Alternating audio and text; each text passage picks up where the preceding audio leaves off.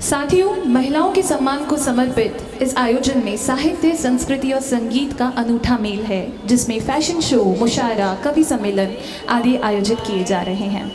इसी के साथ हस्तशिल्प और ऑर्गेनिक प्रोडक्ट्स भी यहाँ पर एग्जिबिट किए जा रहे हैं। जैसा कि आप देख सकते हैं, यहाँ पर तमाम स्टॉल्स में आपको ऑर्गेनिक प्रोडक्ट्स और हस्तशिल्प मिलेंगे। इसी के साथ परी बाजार हेरिटेज फेस्टिवल सीजन 4 बाग टेक्सटाइल प्रिंट का जश्न मना रहा है, और इसलिए हमारी थीम है रंगे Bagh, which is the kaleidoscope of Bhopali tradition. We are trying to celebrate this print in its full glory, and that is why, as you could see, there are tons of stalls dedicated to the Bagh textile print of Madhya Pradesh. बेहद शुक्रगुजार हैं मध्य प्रदेश पर्यटन के, जिन्होंने इस आयोजन के लिए समर्थन दिया।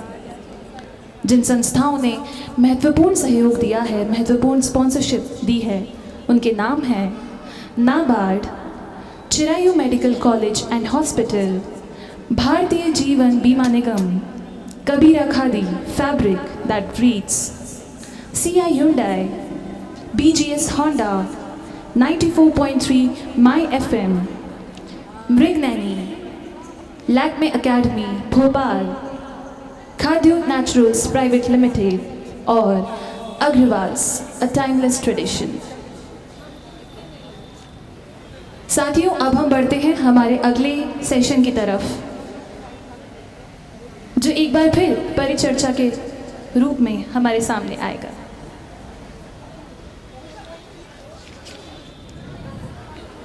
जैसा कि आप लोगों के साथ साझा किया गया है, परी बाजार the heritage festival season 4 Bagh textile print को सेलिब्रेट करता है। रंगे बाग हमारी थीम है, विच is the kaleidoscope of the Bhopali tradition. Bagh print प्राकृतिक रंगों के साथ बना हुआ एक पारंपरिक हैंड ब्लॉक प्रिंट है। ये मध्य प्रदेश के ही धार डिस्ट्रिक्ट के जिले में बाग में एक भारतीय हस्तकला के रूप में अभ्यस्त किया जाता है। बाग प्रिंट का नाम बाग नदी के तट पर गांव बाग से लिया गया है, और जैसा कि हम देख सकते हैं, ट्रेडिशनली पारंपरिक तौर पर एक सफ़ेद पृष्ठभूमि पर लाल और काले रंग के वनस्पति रंगों से एक साथ दोहराए गए ज्यामिति और पुष्प रचनाओं के साथ बाग प्रिंट कपड़े एक लोकप्रिय कपड़ा छपाई का उत्पाद हैं। बेगम्स ऑफ भोपाल महिलाओं और लोकल आर्टिजन्स को प्रमोट करती हैं, और इसी के मद्देनज़र परी बाज़ार को एनविजन किया गया है। परी बाज़ार के चौथे संस्करण में रंगे बाग थीम रखी गई है, जिसमें बाग टेक्सटाइल प्रिंट को प्रमोट किया जा रहा है।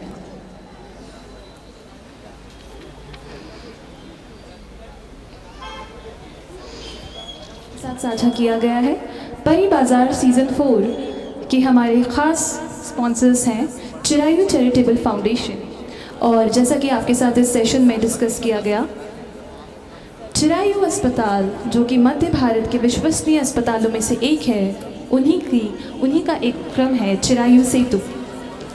ये एक विश्व स्तरीय नशा मुक्ति और पुनर्वास केंद्र है। चिरायू सेतु में आपको स्पेशलिस्ट साइकाइट्रिस्ट, अनुभवी मनोवैज्ञानिक, साइको सोशल इंटरवेंशन, पूर्णतः सुरक्षित वातावरण और योग जैसी तमाम प्रैक्टिसेस मिलेंगी। हम बहुत शुक्रगुजार हैं चिरायू चैरिटेबल फाउंडेशन के कि उन्होंने परी बाजार को संपन्न करने में सहयोग प्रदान किया।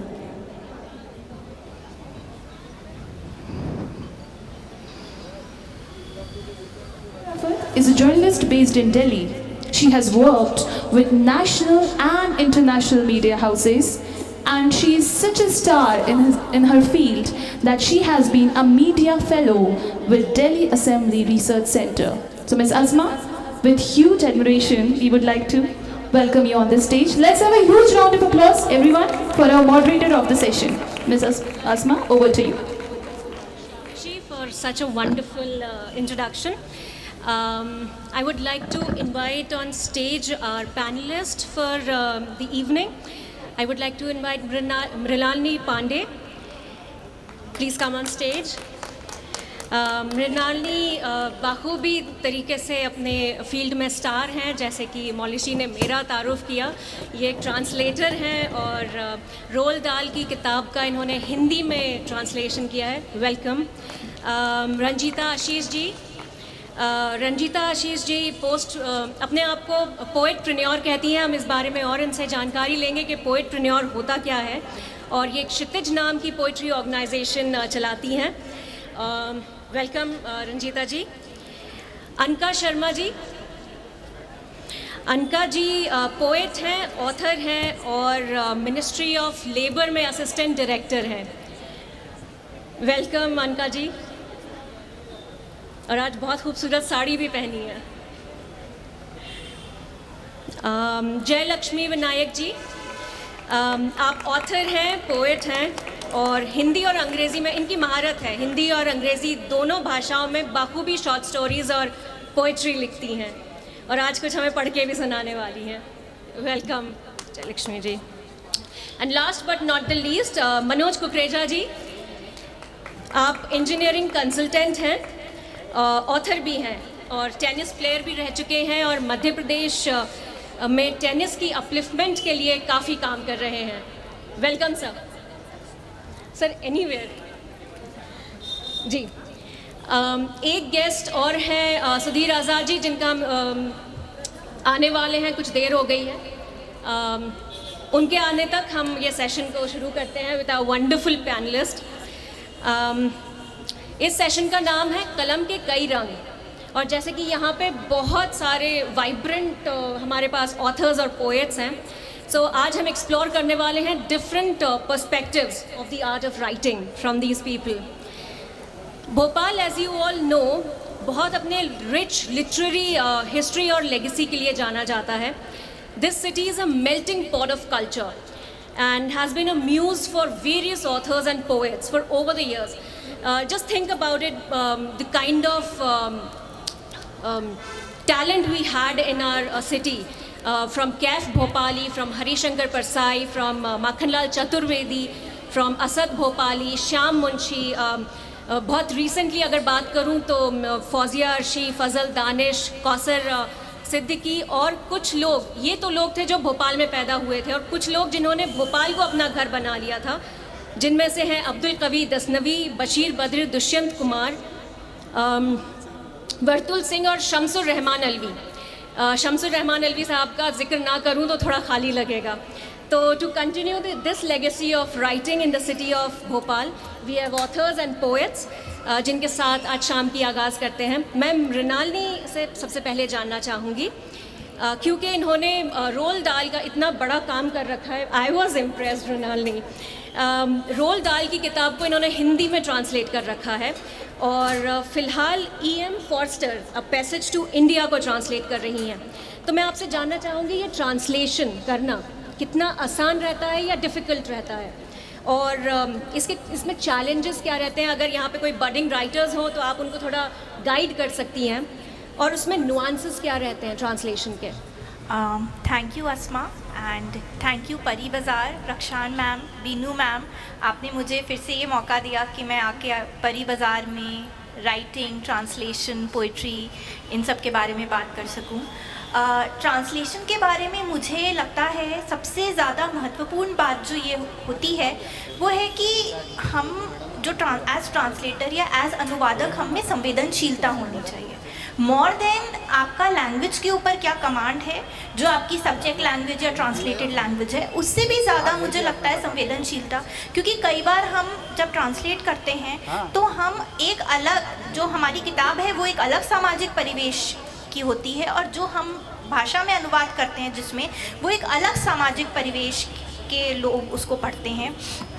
तो हम में ये संवेदनशीलता होनी चाहिए, स्पेशली आजकल के ज़माने में जहाँ सोशल मीडिया है, जब हम इस चीज़ को लेके बहुत ज़्यादा जागरूक हो गए हैं कि कहीं हमारी कोई बात, हमारा कोई जेस्चर, कोई एक्शन ऐसा ना हो जिससे किसी की भावनाओं को ठेस पहुँचे, किसी व्यक्ति, किसी समुदाय, किसी देश, किसी पर्टिकुलर कम्युनिटी को तकलीफ़ पहुँचे। तो वहाँ पे ये बहुत ज़्यादा महत्वपूर्ण हो जाता है कि हम एक संवेदनशीलता रखें। हमारे शब्दों का चयन भी बहुत इम्पॉर्टेंट होता है। जैसे मैंने इससे पहले एरिक सेगल की लव स्टोरी ट्रांसलेट की थी, तो उसका एक एग्जाम्पल मैं नरेट करूँगी कि उसमें जो नरेटर होता है ओलिवर बारेट, वो अपने फादर को उसकी अपनी फादर से अनबन होती है, वो उनके पीठ पीछे उन्हें सन ऑफ अ बिच कहता है। मैंने जब हिंदी में अनुवाद किया तो मैंने उसको किया मेरे खड़ूस पिता, क्योंकि अगर मैं वो चीज़ को वैसा का वैसा हिंदी में कर देती तो वो बहुत भद्दा लगता, और जो भारतीय संस्कृति है या आई थिंक यही एक बीच थोड़े से थिन लाइन है एक ट्रांसलेशन में। एक थिन लाइन है, तभी शायद लोग कई बार कहते हैं कि ट्रांसलेशन में बहुत सारी चीज़ें होती हैं जो हम लॉस्ट इन ट्रांसलेशन कहते हैं। पर मैं कहती हूँ लॉस्ट इन ट्रांसलेशन नहीं होता है, हम बहुत सारी चीज़ें गेन करते हैं क्योंकि हम एक दूसरे सामाजिक परिवेश के नज़रिए से उसको देखते हैं और उसको समझने की कोशिश करते हैं। बात वही है, मतलब कहने का तरीका अलग है। राइट। बात कई बार होता है ना कि हम कोई कड़वी बात भी तो बहुत प्यार से इसमें क्या बोल देते हैं। शब्द आप दूसरे लेती हैं जब हिंदी में ट्रांसलेट कर रही हैं तो हाउ डू देखिए you select those kind of words? वो मुझे लगता है पर्सनली कि ये बहुत सब्जेक्टिव होता है, from person to person depend करता है। कुछ लोग एकदम लिटरल ट्रांसलेशन कर देते हैं, और कई बार लिटरल ट्रांसलेशन आप कर देते हैं तो ना तो उसमें फ्लो रहता है और ना ही वो बहुत रिलेटेबल रह जाता है। तो आपको ये है एक बैलेंस मेंटेन करना है, it's a tight rope walk, कि आप बहुत उससे डिविएट ना करें, आप उस चीज़ से स्टिक करें, और आप एक जो है उसमें रीडेबिलिटी होनी चाहिए, रिलेटेबिलिटी होनी चाहिए, और आप में एक सेंसिटिविटी होनी चाहिए कि अगर इसे जो लोग पढ़ रहे हैं वो आपको जो ऑथर है जिस कॉन्टेक्स्ट में वो बुक लिखी गई है, कि अगर कोई चीज़ एक अमेरिकन कॉन्टेक्स्ट में लिखी गई है शायद वो उतनी प्रासंगिक एक भारतीय सभ्यता या भारतीय पाठकों के लिए नहीं हो सकती है। तो हमें वो चीज़ को समझना चाहिए, वो एक थोड़ी सी समझदारी इम्पॉर्टेंट है। एट द सेम टाइम हमें उससे स्टिक करना है, हम उस पर कोई डिबेट तो कर नहीं सकते हैं कि अगर उसने बोला है कि मेरे फादर से मैं नहीं उनको पसंद करता हूँ या कोई चीज़ ऐसी है, तो हमें उसे समझना चाहिए, क्योंकि with times a lot of things are changing. आपने रॉल्ड डाल की बात कही तो मैं एक और बात कहूँगी। रिसेंटली गार्डियन न्यूज़पेपर में एक आर्टिकल आया था कि बहुत सारे पब्लिशिंग हाउस जो थे वो इस डिबेट में थे कि हम रॉल्ड डाल की किताबों को दोबारा से रीप्रिंट कर रहे हैं, और कुछ शब्द ऐसे हैं जिसमें शायद बॉडी शेमिंग है या आप किसी पर्टिकुलर कम्युनिटी के बारे में डेरोगेटरी हो रहे हो, तो क्या हमें उसे चेंज करना चाहिए या वैसा का वैसा रखना चाहिए। तो उसमें एक डिबेट थी। द पॉइंट इज़ ऑफकोर्स आप चेंज नहीं कर सकते हो, बट ये डिबेट इसलिए उठी क्योंकि हम आज अगर किसी चीज़ को देखते हैं और 50 साल पहले कोई चीज़ लिखी गई थी तो हम समझते हैं, कई बार हम चीज़ों को एक अलग लाइट में देखते हैं। हम आज की दुनिया बहुत जागरूक है, हम पुरानी कई मूवीज़ को भी देखते हैं और हम सोचते हैं कि ये बड़ी रिग्रेसिव थी, इसमें हीरो अच्छा नहीं था, या ये थोड़ा कुछ इसमें था जो कि बहुत कंट्रोवर्शियल था। तो आजकल हमें सेंसिटिविटी एक डेवलप हो रही है, which I feel is a good thing, और हम इसके ऊपर बात कर रहे हैं। So you keep sensitivity alive in your writing while translating. Yes, that is the most important thing according to me. Thank you. Thank you, Mrinalini. As they say, poetry acts as a social catalyst in the society. As they say, poetry acts as a catalyst for social change in the society, and poetry is a platform for expression, for dissent, for advocacy, and narrative to set a narrative in the society. Ranjita जी से एक बहुत ही important और interesting सवाल है कि ये पोएटप्रेन्योर क्या होता है, क्योंकि ये खुद भी पोएट्री बहुत अच्छी करती हैं, तो ये हमें बहुत अच्छे से समझा सकती हैं कि पोएटप्रेन्योर क्या होता है। Hello Azma, and thanks Rakshan and Binu Di for inviting me here, and marvelous show Rakshan, keep up the spirit. चंद पंक्तियों से शुरुआत करूंगी। मुद्दतों से एक ख्वाब आंखों के गलीचों में टहलता था, थमता रुकता फिर दोबारा से उठता मचलता था। आज वजह मिली रूबरू हकीकत से बात की, आज़ाद परिंदे सा दुनिया की नसीहत को मात दी। So it's basically poetpreneur is an entrepreneur working in the field of poetry. जिस तरह सब जानते हैं कवि सम्मेलन हैं, मुशायरे हैं, और हमारे कई दिग्गज जिसमें आते हैं, और मैं दिल्ली में थी एंड साहित्यिक आज तक भी अटेंड किया है, सब किया है, पर दिग्गजों की भीड़ में कहीं पर हमारे नवोदित कवि गुम हो जाते थे। उन्हें वो प्लेटफॉर्म, वो मंच नहीं मिल पाता था जहाँ से वो अपनी शुरुआत कर सकें, वो अपनी बात रख सकें। तो बहुत लग रहा था कि अगर कुछ हम कर सके उनके लिए, क्योंकि हम लोग का मिलना जुलना होते रहता था, और बडिंग पोएट्स जब तक चांस नहीं मिलेगा तब तक आगे कैसे बढ़ेंगे। तो हम उन्हें डायरेक्टली उनको हम कैसे बोल सकते हैं कि आप अच्छा लिखते हो नहीं लिखते हो, जब तक हम सुने नहीं कि वो कैसा लिखते हैं। सही बात। तो इस वजह से एक थॉट आया, and when I heard them, I saw them, so we thought of bringing Indian iconic poet in India in the lines of Indian Idol। जब budding singers के लिए Indian Idol हो सकता है, budding dancers के लिए Dance India dance हो सकता है, तो budding poets के लिए Indian iconic poet क्यों नहीं हो सकता। बस इस सोच के साथ हमने अपनी संस्था शुरू करी। 2018 से हमने शुरू किया है, और with God's grace we have just finished up in December 5th season of Indian iconic poet. और बहुत लोग, ऑलमोस्ट 30,000 लोग हमारी संस्था के साथ जुड़े हुए हैं, जो शुरू करते हैं अपनी, and it's not just the youth, हमारे साथ 70 साल की एजेड विमेन, मेन, सब लोग हैं। Senior poets are also there, जिन्होंने डायरी के पन्नों में अपनी कविताएं छुपा कर रखी थी। तो हम उन्हें प्रोत्साहित करते हैं कि आप बाहर निकालिए अपनी कविताओं को, हम मंच देंगे। और हम पब्लिशिंग से भी जुड़े हैं, तो हम लोग पब्लिश भी करते हैं। मेरा एक सवाल है रंजीता जी, जो कि आप क्षितिज चलाती हैं, जो जी। आपका ऑर्गेनाइजेशन है, एंड आप बडिंग पोएट्स को पब्लिश भी करती हैं, ऑथर्स को पब्लिश भी करती हैं, तो ये कितना इम्पोर्टेंट होता है एक पब्लिश होना, और आप इस प्रोसेस में कैसे हेल्प करती हैं? एक राइटर के लिए ऑथर बनना जैसे एक ट्रेजर है। हमें सोना चांदी नहीं चाहिए, हमें अपनी राइटिंग चाहिए, हमें अपनी किताब चाहिए। तो ये एक जज्बा रहता है, एक जुनून रहता है। और काफ़ी लोगों को हमने देखा, जैसे 70 ईयर्स, जैसा मैं बोल रही हूँ, senior citizens are also our member. तो हमने कई जगह देखा कि कुछ ऐसे इंसिडेंट हुए कि they are no more, and उनकी जो डायरी में उन्होंने कविताएं लिखी थी वो फेंक दी जाती हैं, या नेक्स्ट जनरेशन उसे उतनी इम्पोर्टेंस नहीं देता है। तो जब अगर वो डायरी किताब का रूप ले लेती है, तो वो ट्रेजर हो जाती है, वो आपके लाइब्रेरी का हिस्सा हो जाती है। और आपके दादी, आपके पोते, आपके नाती, सब लोग बड़े शौक से, बड़े खुश होकर, बहुत प्राउड फील करते हैं बताने में कि हमारे so and so grandparents were author. तो ये एक मैंने इंसिडेंट यानी लाइव देखा, एंड देन वी एनकरेज कि to come with your writing, we will publish. और ये एक प्रोसेस है। So what is this process of publishing? ये बेसिकली इट्स लाइक कि you have to collect your poetry, and it's a process, it's a gradual process. You keep writing. ऐसा नहीं है कि हम 70 साल में अपना बेस्ट ही पब्लिश करेंगे।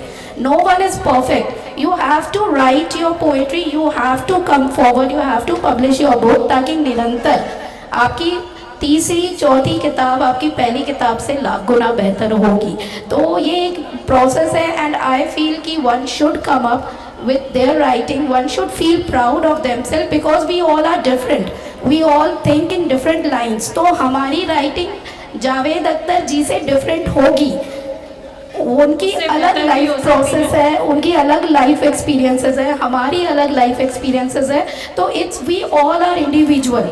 तो अपने को थोड़ा सा तवज्जो दीजिए, अपनी राइटिंग को थोड़ा सा बोलते हैं ना, एनकरेज करिए, खुद को आगे लेकर आइए। Thank you Ranjita. Thank you. मैं अनका जी से जानना चाहूँगी। पहले तो अनका जी एक रिक्वेस्ट है, आपने जो एक बहुत खूबसूरत पोएम लिखी है साड़ी के ऊपर, उसकी कुछ लाइनें हमें सुना दें। थैंक यू अस्मा। सभी को मेरा नमस्कार। अब इन्होंने कहा है कि बात पोएम से शुरू करनी है। मैं हैंडलूम पर ये एक बुक लिख रही हूँ, हैंडलूम साड़ियों पर। तो वो जो पोएम है, जो कि पब्लिश भी हो चुकी है और कई बार मैंने सुनाई है, वो हैंडलूम साड़ियों पर ही है। तो मैंने एक ऐसा प्रयोग करते हुए सिर्फ साड़ियों के नाम उसमें मैंने लिए हैं, और एक कविता ऐसी लिखी जिसमें कि भारत में जितनी इतनी सारी जो बनती हैं हैंडलूम साड़ीज़, उन सब साड़ियों के नाम मैं उसमें लेकर के और कविता बनाई है। तो कविता, जैसा कि इन्होंने कहा कि पहले कविता से ही शुरू करते हैं, मैं आपको कविता सुनाती हूँ। कविता का शीर्षक है मैं साड़ी हूँ।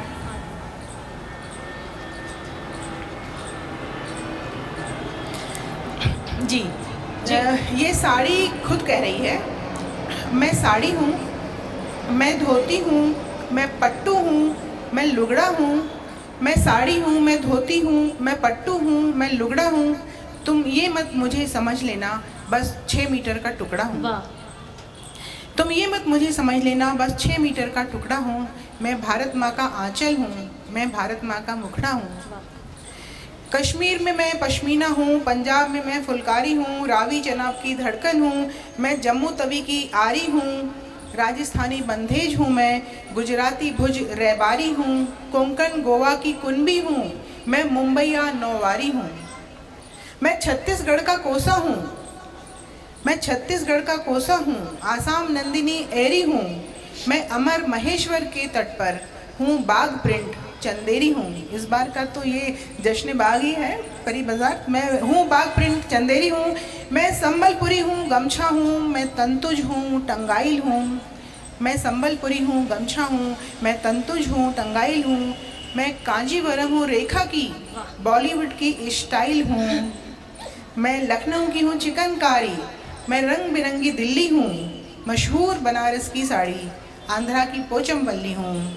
दक्षिण भारत में चेट्टिनाड हूँ, उड़ीपी हूँ, मैं इलकल हूँ काढ़हस्त की कलमकारी, मलखा में खादी मलमल हूँ।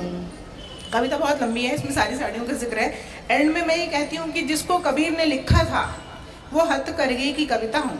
वाह, जिसको कबीर ने लिखा था वो हद कर गई की कविता हूँ।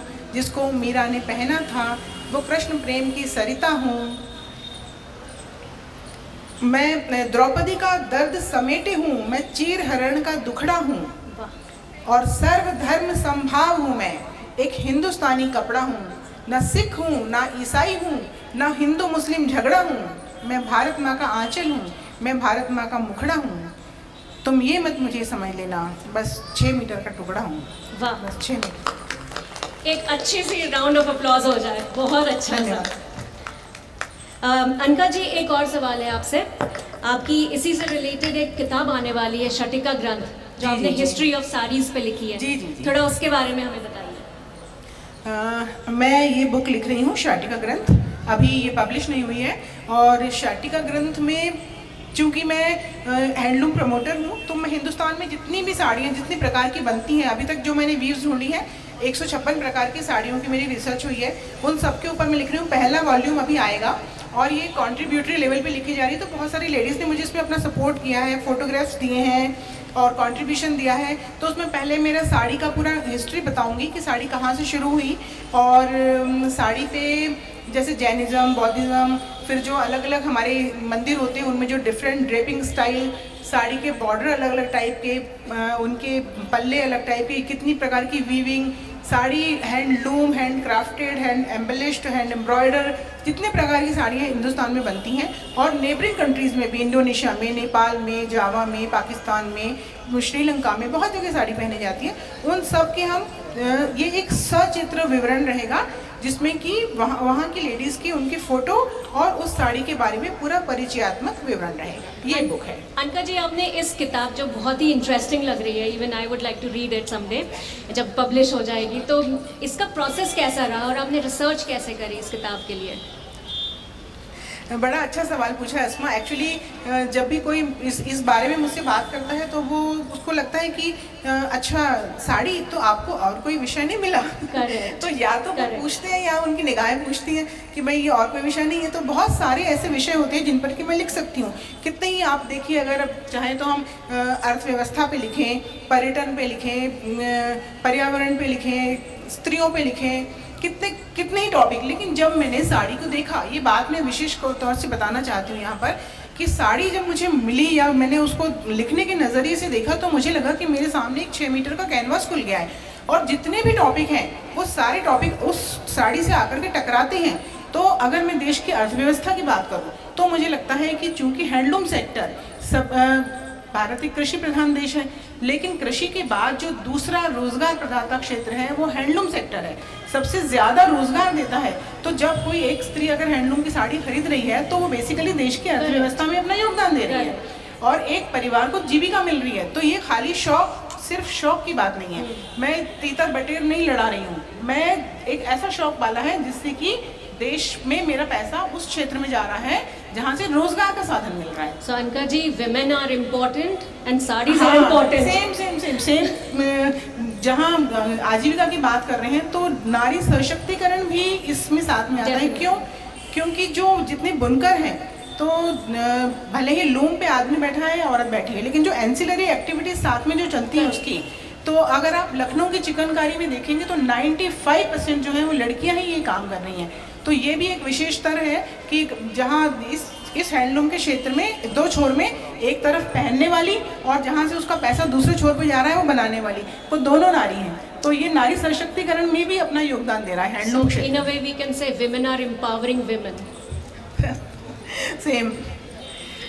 और एक चीज़ और है कि जो जैसे अगर हम देखते हैं, मैं विशेष तौर से ये बोलना चाहूँगी कि जहाँ भी साड़ियाँ बनती हैं वो छोटे छोटे गांव होते हैं, चाहे कांचीवरम को देखिए, पैठण को देखिए, या अपने यहाँ चंदेरी, महेश्वरी, ये सब छोटे ऐसी जगह थे तो जहाँ पर अब टूरिज़्म बढ़ा है, इसे टेक्सटाइल टूरिज़्म कहते हैं।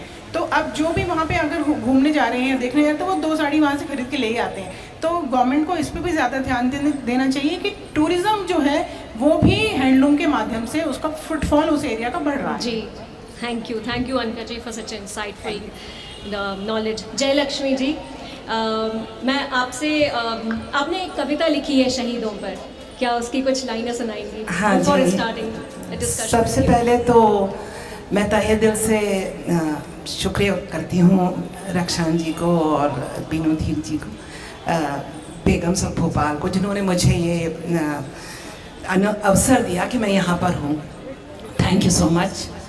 हाँ, यहाँ पर मध्य प्रदेश के मार्टियर हैं कैप्टन देवाशीष, कीर्ति चक्र से उन्हें नवाजा गया था, और उनकी जो मदर हैं वीर माता निर्मला शर्मा जी, वो गौहर महल में यहाँ पॉटरी की प्रदर्शनी करती हैं, और अपने बेटे के शहीद होने के बावजूद उन्होंने अपनी भावनाओं को बहुत सुंदरता से उन्नयन किया है और बहुत धैर्य से, और इसलिए मैंने चंद पंक्तियाँ लिखी थी उनके ऊपर जो मैं आपको सुनाना चाहूँगी। कतरा कतरा जीती हूँ मैं, कतरा कतरा जीती हूँ मैं, हर कतरे पे लिखा है नाम तेरा। कतरा कतरा जीती हूँ मैं, हर कतरे पे लिखा है नाम तेरा। मौत का गुमान है मुझे, रंजिश नहीं इससे। कई बार दिल को मैंने रफू किया है, कई बार दिल को मैंने रफू किया है, नहीं तो ये अभी तक जार जार हो जाता। तुम्हारी याद में रातों की नींदें, दिल का चैन, जीने की आस, सब कुछ तो मैं गवा चुकी है, पर फिर भी जालिम जमाने का इल्जाम ये है कि आखिर मैं क्यों नहीं रोती, मैं क्यों नहीं रोती। वाह वाह, व्हाट अ पोएम। शुक्रिया। जयलक्ष्मी जी, आपने शॉर्ट स्टोरी लिखी है शेड्स ऑफ विमेन, और एक पोइट्री की किताब। मैंने एक स्त्री, उसमें कई तरह के इमोशंस होते हैं और विरोधाभास भी होते हैं। आई थिंक यहाँ क्योंकि बहुत सब लोग हिंदी बोल रहे हैं तो मैं ये बोलना चाहूँगी कि कभी दुर्गा, कभी लक्ष्मी, कभी झांसी की रानी तुम, कभी दुर्गा, कभी लक्ष्मी, कभी झांसी की रानी तुम, कभी पतिता उल्टा व्याभिचारिणी तुम, आंधी की तरह कष्टों को चीरती प्रबल वाद तुम, नरक में गिरती पतित स्वार्थिनी तुम। तो शेड्स ऑफ विमेन में मैंने हर तरह के इमोशंस को छुआ है। एक स्त्री जो कि when she is exploited by her husband, how she seeks revenge. एक स्त्री जो कि बहुत दिनों के बाद she discovers her identity that she is adopted by her parents. और एक स्त्री who keeps nagging and shouting on her students, और जिसको बहुत ही बदमिजाज कहते हैं लोग, पर जब एक छोटे बच्चे को रोता हुआ देखती है, who is not eating his tiffin, and she offers him food and he breaks down, so she is full of remorse.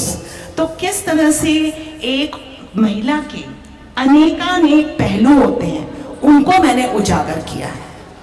So were these like fiction, like you created these characters, or were these like Yeah, they are real characters. I have been in the associated. society, you observe them. And I have been associated with them at some time or the other in my life, and I was very much inspired by So them. आपको ये thought कैसे आया कि मुझे इस पे कहानी लिखनी चाहिए या ये कैरेक्टर हो सकता है? वो तो ऐसा होता है आसमा जी कि वो तो ईश्वर की देन है। जब मुझे लगा मैंने लिख दिया, क्योंकि मैं नासिक कॉलेज में पढ़ाती थी और तो हमें 11 से 5 बजे तक बैठे रहना पड़ता था, तो उस दरमियान मैं लाइब्रेरी में बैठकर बस लिखती गई and I completed that book in no time. Right. कुछ जीवन के कई रंग के बारे में बताइए। जीवन के कई रंग में मैंने कई पहलुओं को लिया है, माता पिता को या हर तरह की चीज़ों को मैंने डिस्क्राइब किया। ऐसा कोई विशेष रूप से किसी चीज़ को नहीं लिया। जैसे उस सुबह का इंतज़ार है मुझे जिसमें आशा हो, जिज्ञासा हो, जीवन के नए मायने हो, थके हुए सफ़र का आयाम हो, चिड़िया की चहक, फूलों की भीनी भीनी महक, हवा की नशीली ठंडक, पेड़ों की मदमस्त लहक। उस सुबह का इंतज़ार है मुझे जिसमें खुशियाँ हाथ पसारे, इनायत डेरा डाले। वहाँ सुबह उस कमर झुकी हुई जिंदगी का एक मकाम है, एक पड़ाव है उसका जिसने तय किया है कठिन रास्ता। Thank you Jayalakshmi ji for such insights. Manoj ji, मैं आपसे जानना चाहूँगी, आपकी एक नॉवेल है प्राण द लाइफ। जयलक्ष्मी जी आपकी नॉवेल है प्राण the life, which explores the intersection of bureaucracy, politics, society, and of course Bhopal. It is based in Bhopal. How do you weave these 4-5 elements into one novel? And what is your process into this because I have read few of your pages of your book and it was very engaging. So how do you set this engaging narrative and what was the process of writing a fiction novel? आज मैं भी हिंदी में बोलूँगा। सबसे पहले बेगम से भोपाल के लिए बहुत बहुत शुक्रिया, आपने हम सब लोगों को इस मंच दिया। Thank you very much. As she rightly said, कोई भी कला जो होती है वो ईश्वर की देन होती है और लेखक जो होता है वो भी एक ईश्वर का वरदान होता है। तो लिखना बचपन से था और बड़ा शौक था बचपन से लिखने का, पर जिसे कहते हैं ना 2+2 4 नहीं हो पा रहा था जी। तो जब कोरोना काल आया तो मैंने बचपन से लिखता रहा और मैं इसमें 2 इंसिडेंट्स भी बताऊंगा जिस तरीके से लोग डिस्करेज भी करते हैं आपको।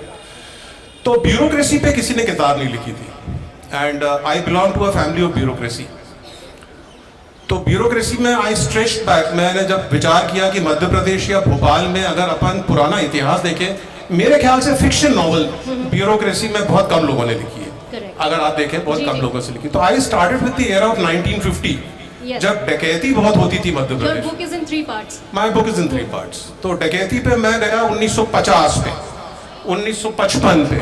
मेरे ख्याल से यहाँ बैठे हुए तो लोग उस वक्त पैदा भी नहीं हुए होंगे जब लाखन सिंह, पुतली बाई, मान सिंह, रूपा का एक ऐसा डर हुआ करता था और उसको किस तरीके से निपटारा किया गया बाय अर्ली 60s जब जवाहरलाल नेहरू जी प्राइम मिनिस्टर थे। उसके बाद जो धीरे धीरे गाड़ी आगे बढ़ी, एक ब्यूरोक्रेटिक आदमी पॉलिटिशियंस के साथ किस तरह फंसता है और किस तरीके से निकलता है, उसकी वो कहानी थी। और तीसरा था वही ब्यूरोक्रेट का लड़का एक स्पोर्ट्समैन बनता है। मैं भी एक स्पोर्ट्समैन हूँ और मैं एक बड़ा अच्छा इंटरेस्टिंग वाकया भी आप लोगों के साथ शेयर करूंगा कि एक स्पोर्ट्समैन को कितनी डिफिकल्टीज आती है आज राइज करने में हिंदुस्तान में। छोटा सा वाकया है, एक ओलंपिक्स हुआ था, मैं कंट्री का नाम तो नहीं बताऊंगा पर मैंने बुक में उसका वर्णन किया है कि जिसमें ओलंपिक पार्टिसिपेंट से ज्यादा ऑफिशियल्स थे। अगर मेरे 100 पार्टिसिपेंट्स हिंदुस्तान से गए हैं तो उस साल में 150 ऑफिशियल्स गए थे। अब ये कहाँ का इक्विलिब्रियम है, कोई अगर सोच के मुझे बताए कि 100 खिलाड़ियों के लिए 150 ऑफिशियल्स गए थे और जिस कंट्री में गए थे पास तो मिल गया था, आने जाने का किराया मिल गया था, उनको ठहरने की व्यवस्था नहीं मिली थी। तो वहाँ पे जो लोकल जो शॉल्स होती है या जो चैंटीज होती हैं उसमें लिटरली, मतलब मैं ये तो ज़्यादा स्ट्रॉन्ग वर्ड तो यूज़ नहीं करूँगा, बेग कर रहे थे हमें जगह रात को सोने को दे दो क्योंकि वो पेमेंट उनको खुद करना था। So this is basically a reflection of these 3 aspects which I have covered from 1950 till the end of corona 2021. So can you explain the process of writing, like how you go about this book? Because it's a fiction novel. It's a total fiction novel. जैसे मैंने जिक्र किया, madam ने जिक्र किया, ये तो ईश्वर की देन है, अल्लाह का वरदान है। तो डांस हुआ, थिएटर हुआ, पेंटिंग हुई, जैसे मैडम ने बताया लिखना हुआ है, तो this is all inborn talent. तो बचपन से था, लेकिन वो 4 पन्ने लिख लिए, 2 पन्ने लिख लिए और छोड़ दिया। फिर एक सिनॉप्सिस लिखी थी मैंने और मैं एक फिल्म शो होस्ट कर रहा था। तो वहाँ पे मेरे को हंसल मेहता साहब मिले जो बड़े फेमस, तो मैंने उनको बताया, मैंने कहा साहब मैंने ये सिनॉप्सिस लिखी है तो इधर अच्छी है। उन्होंने ज़्यादा तजर्बा नहीं दी, उसको ज़्यादा वेटेज नहीं दिया, अगले ठीक है अच्छी है। किताब में लिखो। मैंने जी साहब किताब में लिखूंगा। फिर मैं 1 साल के बाद रायपुर को मिला उनको, तो उन्होंने बुलाया कि कुकरेजा जी किताब लिखी। मैंने कहा नहीं साहब। तो कह लगे कम से कम 4 घंटे रोज लिखो तो एक नॉवल को लिख पाओगे। तो मनोज जी आप ये कहना चाह रहे हैं कि हमें कोई इंस्पायर करता है लिखने के लिए, तब हम खुश होता है। Even characters are inspired. Everything is, you have to be inspired. You needn't copy, but you are all positively inspired. आप कभी ना कभी किसी जीवन में किसी के साथ इंस्पायर्ड तो रहते ही हैं। तो फिर वो उसके साथ उन्होंने मेरे को ये बताया पढ़िए बहुत, तो पढ़ाई बहुत करता हूँ। मतलब मेरे ख्याल से जैसे अभी इसके पहले जो सेशन था, एक मैडम बता रही थी कि मैं 1 घंटा रोज पढ़ती हूँ। आई थिंक मैडम वही बैठी हुई सामने, रश्मि जी। तो बिल्कुल 1 या 2 घंटा मैं भी रोज पढ़ता हूँ, उसी से आपको आइडियाज आता है राइटिंग का। तो वही मैं करता हूँ। उसी के कारण फिर मैंने 4 घंटे 5 घंटे 6 घंटे, मेरा जो इंट्रोडक्शन चैप्टर था और जो मेरा एंड चैप्टर था, मैंने 1 पेज को लिखने में 20 घंटे लगाए थे। लिखता था, फाड़ता था, नहीं समझ ही नहीं आ रहा था। लिखता था, फाड़ता था, लिखता था, फाड़ता। 20 hours I took for the starting and for the end, तब जाके वो कंपाइल हुआ। इसमें 2 चीज़ें मैं सबके साथ शेयर करना चाहूँगा जो मेरी ज़िंदगी का एक बहुत अच्छा सार बना। क्योंकि जब मैंने ये चीज़ डिस्कस करी लोगों से कि साहब मैं ये किताब लिख रहा हूँ, जैसे आप ऑथर हैं, आप ऑथर हैं, आप ऑथर हैं, तो मैं गया उनके पास डिस्कस करने के लिए कि सर मैंने ये कंसेप्ट लिखा, कैसा है। एनकरेज कोई नहीं करता, एनकरेज बहुत कम करते हैं, आपको डिस्करेज ज़्यादा करते हैं। तो उस टाइम पे मैंने एक छोटा सा अपने ज़िंदगी का असूल बनाया। आई डोंट नो मैं हिंदी में बोलूँ या अंग्रेजी में बोलूँ, कि never argue with the fool. Correct. Because why should you never argue with the fool? Because first he'll get you down to his own level, then defeat you with experience. Correct, definite. किसी बेवकूफ से कभी बहस मत करो, पहले अपने level पे लाएगा, फिर अपने तजुर्बे से आपको हरा देगा। बिल्कुल। तो पहला सबक तो ये लिखते समय मुझे ये मिला। और दूसरा सबक, आपको नॉवल लिखने के लिए, जैसे मैंने फिक्शन लिखा था, ये मेरी वाइफ आई, इनको भी नहीं मालूम। जब मैंने रिवाइंस के बारे में लिखा था तो मैं ग्वालियर गया था। मैं यहाँ पे चौक के उन एरियाज में गया था जब बचपन में कभी नहीं गया, भोपाल में। तो दूसरा सबक जो मेरे को मिला जीवन का, कि मंजिल तो मिली जाती है भटकते भटकते, मंजिल तो मिली जाती है भटकते भटकते, गुमराह तो वो है जो घर से निकले ही नहीं। तो ये 2 चीजों का मेरा एक बहुत बड़ा महत्व रहा, and this is how I could finish my book. तो आप यहाँ पे अगर कोई बडिंग राइटर्स हैं उनको क्या मैसेज देना? खूब पढ़ो और खूब लिखो, खूब पढ़ो और खूब लिखो। ट्रैवल नहीं करें, खूब ट्रैवल करो। खूब ट्रैवल करो। नहीं, अगर आप देखिए आपके नॉवल के ऊपर डिपेंड करता है। आप अगर गौहर महल के बारे में लिखते हैं तो आप हरियाणा कॉलेज में बैठ के गौहर महल के बारे में नहीं लिख सकते। आपको यहाँ आना पड़ेगा, आपको यहाँ हो सकता है 2 महीने 3 महीने रहना पड़ेगा, तो आपको जाना पड़ेगा अगर आप लिखना चाहते हैं, वो जरूरी है। So you mean to say हमें एक्सपीरियंस करना पड़ता है? Absolutely, what you are writing, you should know what you are writing. जी जी। एक सवाल आप सबके लिए है, कॉमन सवाल, क्योंकि आप सब भोपाल शहर में हैं, तो वो क्या एक लिटरेरी इन्फ्लुएंस है या एक्सपीरियंस है भोपाल शहर का जिसने आपकी राइटिंग को प्रभावित किया, जिससे आप लिखना शुरू कर दिया? एक पॉइंट आया जिस पे आपको लगा हाँ मैं लिख सकता हूँ या लिख सकती हूँ? मैं शुरू करूँ? जी जी प्लीज। कि मेरे से अंत कराएंगे? नहीं नहीं प्लीज।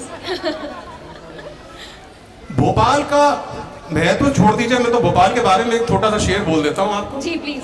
कि भोपाल झीलों की नगरी है, भोपाल पहाड़ों की सुकूनियत है, भोपाल रोगन की खुशबू है, भोपाल नमकीन चाय की महक है, भोपाल जांबाजों का शहर है, भोपाल इंसानों का शहर है। बिल्कुल। और ये इंसान पे भोपाल के ही एक बहुत मशहूर कवि जनाब विजय तिवारी साहब ने बहुत खूब लिखा है कि इल्मो अदब के सारे खजाने गुजर गए, इल्मो अदब के सारे खजाने गुजर गए, क्या खूब थे वो लोग पुराने गुजर गए, जमी पे तो फकत बची है आदमी की भीड़, इंसान को मरे तो जमाने गुजर। वाह वाह।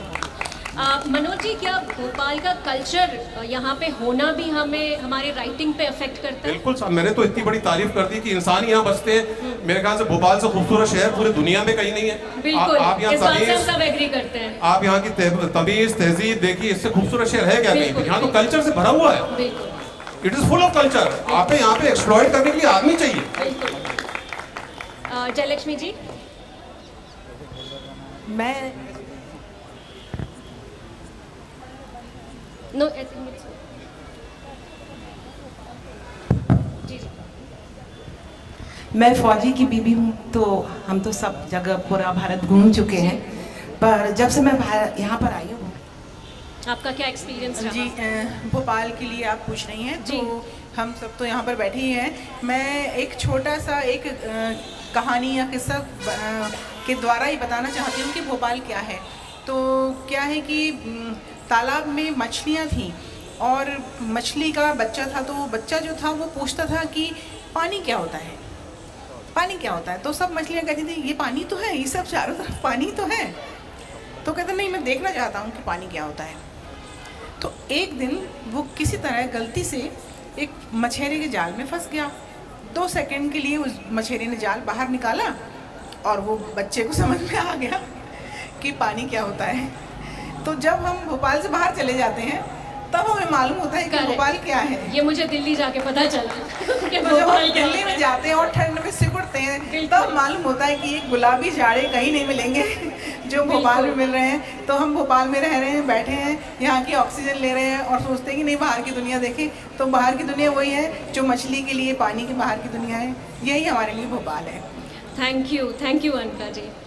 रंजीता जी आपसे बाद में पूछूंगी। जी जी इमरान जी बताइए। मैं ये कहूँगी कि भोपाल शहर ही अपने में एक इंस्पिरेशन है। As a woman I feel Bhopal has been associated with such strong begums जो There's हमारी something in the air. something in the air which I feel as a woman that inspires me to do, to strive for better, to Correct. become. And secondly, मुझे लगता है भोपाल शहर में इतना सुकून है। बिल्कुल। जब आपको इतना सुकून मिल रहा है तो नेचुरली आप क्रिएटिव हो जाते हो। बिल्कुल बिल्कुल। So that is my personal experience. वही आपको आपके ट्रांसलेशन में हेल्प करता है, सुकून से बैठ के काम जी, करना। ट्रांसलेशन में, पोइट्री राइटिंग में, रिसर्च वर्क में, हर चीज़ में वही हेल्प करता है। जी रंजीता जी।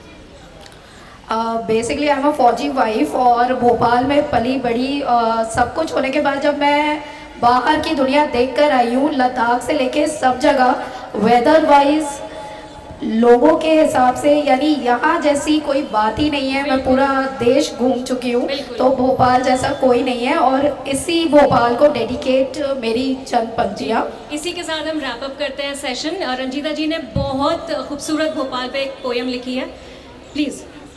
मैं भोपाल हूँ, धरा का प्राकृतिक अलंकार हूँ, राजा भोज के इतिहास का सार हूँ, गंगा जमुनी तहजीब की मिसाल हूँ, मैं भोपाल हूँ। बड़े छोटे तालाब पर पूरा शहर इतराता, जरदौजी मोती की बारीक कारीगरी से भला किसका दिल बच पाता। नमक वाली चाय और पोहा जलेबी में बेमिसाल हूँ, मैं भोपाल हूँ। आदिवासी जाति जनजाति के रहन सहन को मानव संग्रहालय में देख आना, गीत संगीत कला साहित्य के लिए भारत भवन चले जाना, जीव जंतु पशु पक्षी से प्यार हो तो वन विहार घुमाना, अध्यात्म और ज्ञान में भोजपुर के शिवलिंग सा विशाल हूँ, मैं भोपाल हूँ। महज कुछ किलोमीटर पर भीम बेटिका की दुर्लभ गुफाएं हैं, पास ही सांची के प्राचीन बौद्ध स्तूप और शिलाएं हैं। देश की सबसे बड़ी ताजुल मस्जिद छूती आसमान है, रानी कमलापति स्टेशन जम्बूद्वीप का बढ़ाता मान है, कहीं ईद की सेवई तो कहीं होली का गुलाल हूँ, मैं भोपाल हूँ। Thank you so much. Round of applause for Asma ji and for our lovely panelists here. I would like to invite President Begums of Bhopal, Mrs. Raksha Shamim Zahid, and Vice President Mrs. Binu Dhi to please come on the stage and facilitate our lovely panelists and moderator here. जोरदार भोपाली तालियां हो जाए Manoj sir के लिए। साथियों, जैसा कि आप देख पा रहे हैं इस उत्तरीय पर बाघ प्रिंट बना है, रंगे बाघ हमारी इस बार की थीम है, the kaleidoscope of Bhopali tradition. Now I would like to request Dr. Jayalakshmi Arvinayak ji to please step forward and accept felicitation from the President and Vice President of Begums of Bhopal. Again, let's have a huge round of applause for Dr. Jayalakshmi ji and the way that she shared her stories with us.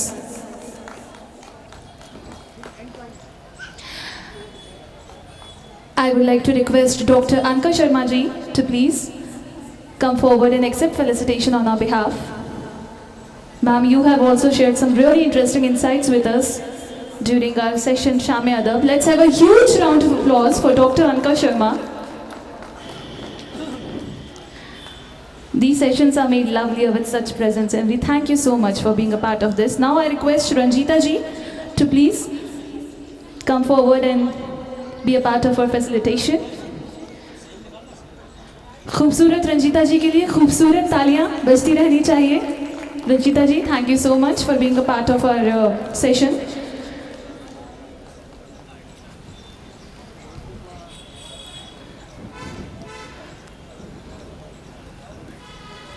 और अब हम दरख्वास्त करते हैं हमारी खूबसूरत लेखिका translator Mrinali Pandey ji से कि वे प्लीज़ हम सब की तरफ से फैसिलिटेशन एक्सेप्ट करें। A divine literati, Mrinalini ji. Please, a huge round of applause for Mrinalini Pandey.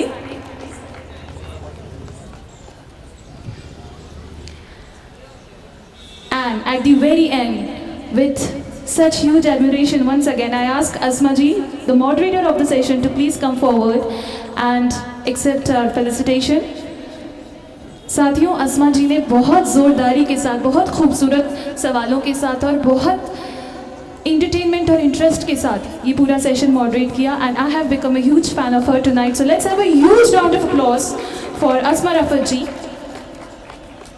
Such an amazing personality. I request every one of you to please come forward for a group photo, and the core team of Begums of Bhopal to please join us on stage.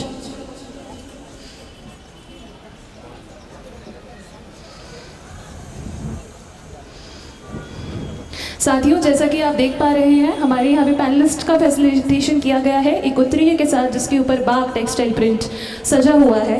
This time the theme of परी बाजार is range Bagh, the kaleidoscope of Bhopali tradition, जहाँ पर हम मध्य प्रदेश के धार जिले से उत्पन्न हुए बाग प्रिंट का जश्न मनाने के लिए जुड़े हैं. Pari Bazaar is a celebration of arts and literature and everything in between, and we are so proud that each one of you could be a part of this lovely event. Is here, present here with us, Shalini Joshi ji and Simi Singh ji.